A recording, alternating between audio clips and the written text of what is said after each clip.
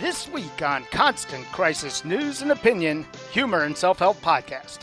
What about the other story, Chuck? You said you had another one. Lance Armstrong went on Oprah's network last night and is going to be on again part 2 tonight, admitting that he was doping. You say admitted he was a dope? Admitting he was taking performance-enhancing drugs.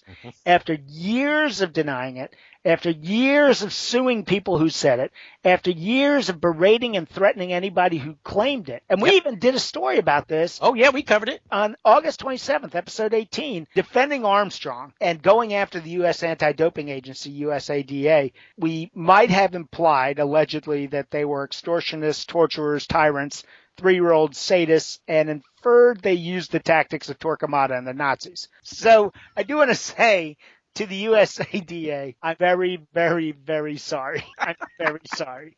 You were right.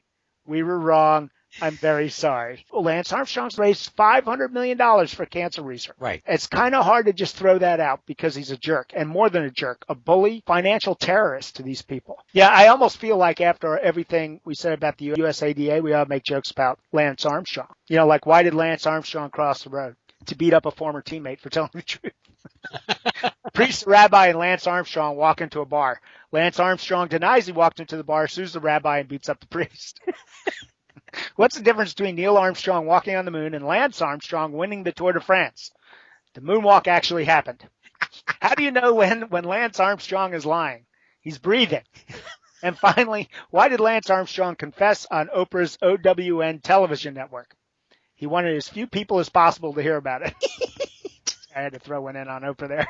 Oh, and I read that even the United States Postal Service, who was his team's sponsor for years, may sue for, injuring their business model, which I couldn't even get to the joke on that one.